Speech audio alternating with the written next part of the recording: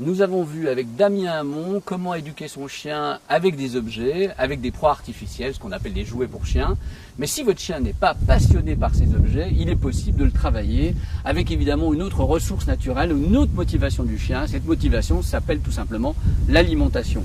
Pour ce faire, je vais vous présenter Tonio Ruiz, qui travaille énormément avec des récompenses alimentaires. Bonjour Tonio. Bonjour. Et donc, voilà, vous êtes avec vos stagiaires. Vous allez pouvoir nous montrer un petit peu comment travailler avec son chien avec des... On peut utiliser la nourriture, voilà, qui Ouais. est certainement une des meilleures récompenses, en tout cas une de celles que le chien apprécie le plus. D'accord. Speed. Est-ce que tu aimes ça? En général, j'ai pas trop de doute. Après, il y a des gourmets, plus ou moins. D'accord. Alors bonjour, donc aujourd'hui nous allons parler de l'éducation, notamment à travers l'éducation plutôt sympathique, à travers l'alimentation et les récompenses que l'on peut donner au niveau gustatif. On peut utiliser plein de choses, grosso modo tout ce qui est comestible. Chaque chien a ses préférences, donc vous allez déjà commencer par me dire ce que vous avez pour vos toutous. Qu'est-ce qu'on a prévu pour le vôtre?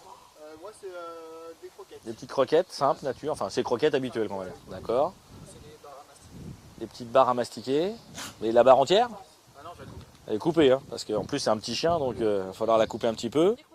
Les croquettes aussi, classiques. Croquettes, la classique. Et du pain, d'accord. C'est que ça ou ça peut être autre chose? Des petits os aussi, d'accord.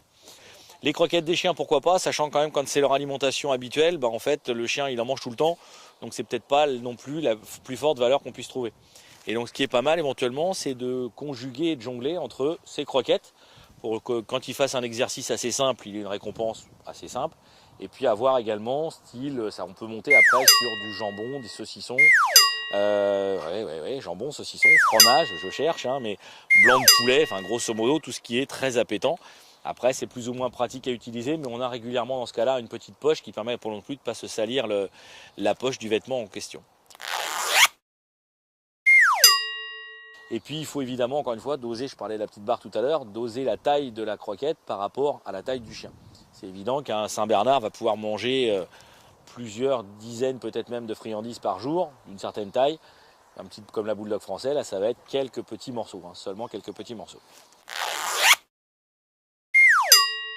Que se passe-t-il quand on n'a plus la friandise?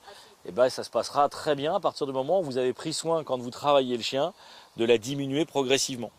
Au début, si je lui demande un simple assis, il va avoir une croquette. C'est un exercice simple, mais bon, ça y est, ça gratouille. Speedou. Speed. On recommence. Assis.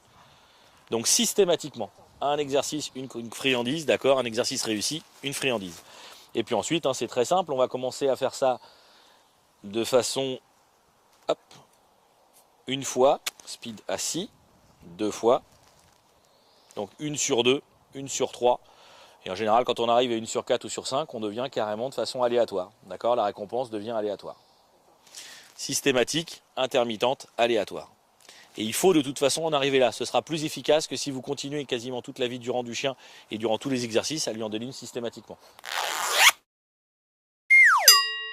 Attention aussi, quand on a vu tout à l'heure la demoiselle donner quelque chose à son chien, à ne pas être, speed, viens, à ne pas être en l'air et hors de portée.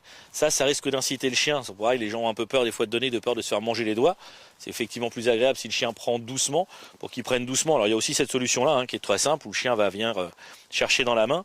Mais on va en tout cas éviter d'être là et d'être juste ce qu'il faut hors de portée, parce que il va chercher à venir l'attraper plus délicatement. Sachant qu'on ne craint rien, si vous donnez quelque chose à votre pépère en le tenant fermement entre les mains et entre les doigts et que vous le mettez, il y a des doigts autour. Donc il cherche, mais il ne mord pas, il ne serre pas. C'est pas... Là par contre, évidemment, il l'attrape complètement. Donc pour ne pas être tributaire de la friandise, il suffira de la réduire après progressivement. On va voir où vous en êtes tout à l'heure à ce sujet-là.